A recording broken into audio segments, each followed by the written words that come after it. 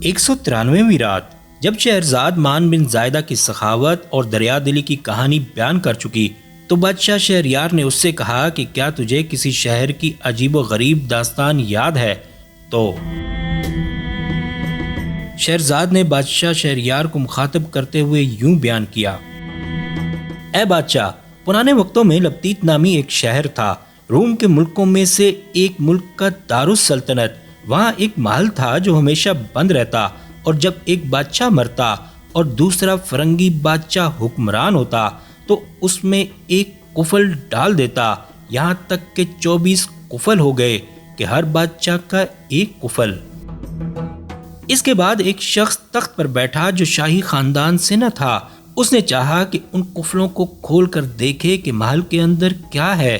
ملک کے بڑے بڑے لوگوں نے اس فعل سے اس کو منع کیا، ناراض ہوئے اور اسے برا بھلا کہا، لیکن اس نے ایک نہ سنی اور کہا کہ میں ضرور اس محل کو کھولوں گا۔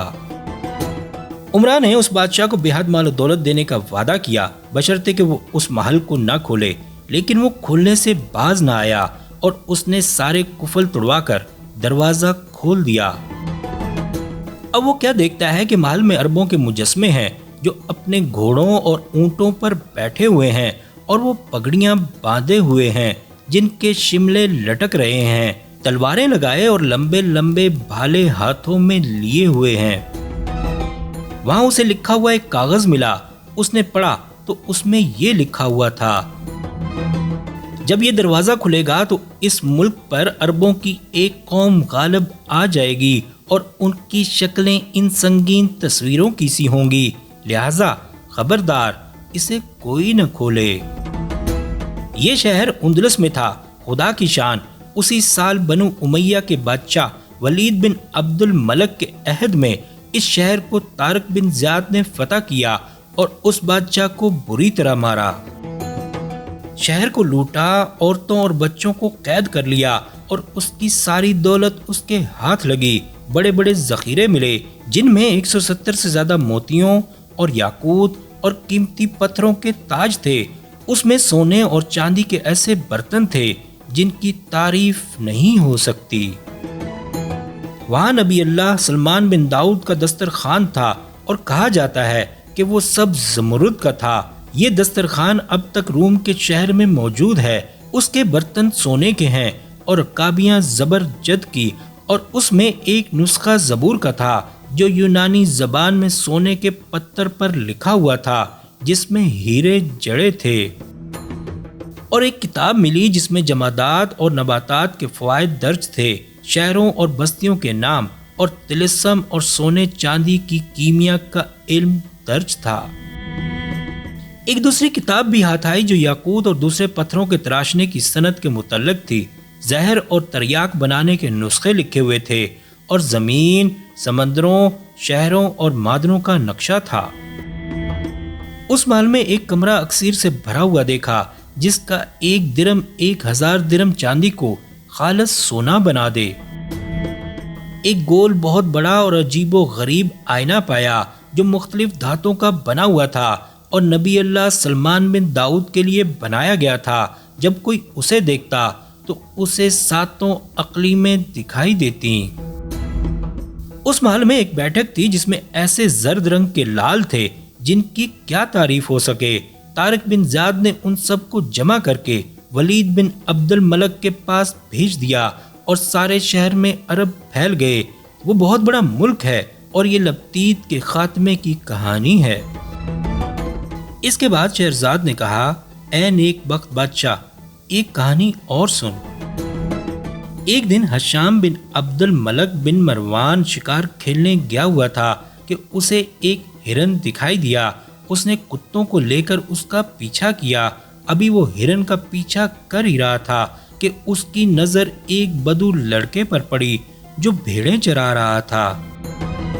ہشام نے کہا کہ اے لڑکے، اس ہرن کے پیچھے دوڑ، کیونکہ وہ میری زد سے نکل بھاگا ہے۔ لڑکے نے سر اٹھا کر اس کی طرف دیکھا اور کہنے لگا کہ اے نیک لوگوں کی قدر نہ کرنے والے، تو نے مجھے ذلت کی نظر سے دیکھا اور پھر حقارت سے باتیں کی۔ تیری باتیں ظالموں کی سی ہیں اور تیرا فعل گدھے کا سا۔ ہشام نے کہا کہ تف ہو تجھ پر، کیا تو نے مجھے پہچانا نہیں؟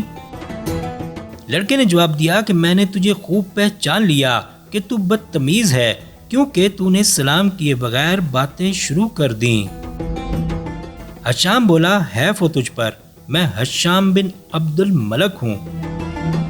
لڑکے نے کہا کہ خدا تیرے گھر میں نہ برکت دے اور نہ تیرے مزار پر رحمت بھیجے، تیری بک بک بہت زیادہ ہے اور خوش خصلتی بہت کم۔ ابھی وہ اپنی بات پوری نہ کر پایا تھا کہ چاروں طرف سے لشکر آ پہنچا اور ہر ایک ان میں سے کہنے لگا کہ السلام علیک یا امیر المومنین۔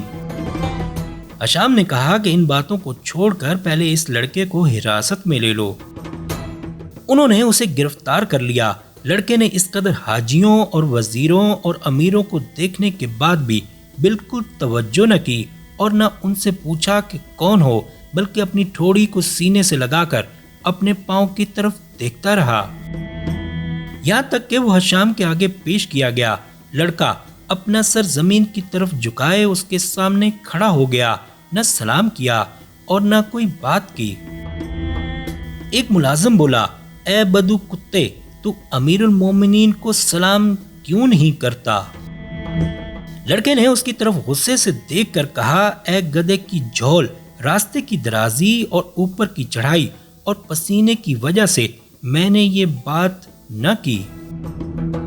اس پر ہشام کا غصہ اور زیادہ ہو گیا، جھنجھلا کر کہنے لگا، اے لڑکے، تو اور تیری موت دونوں یہاں ساتھ ساتھ آئے ہیں، تیری امیدیں منقطع ہو چکی ہیں اور تیری زندگی کا آخری لمحہ آ گیا ہے۔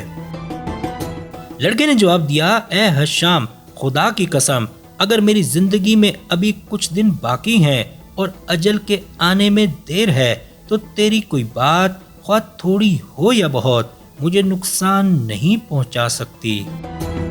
اب شہرزاد کو ثبوتی دکھائی دی اور اس نے یہ کہانی بند کر دی۔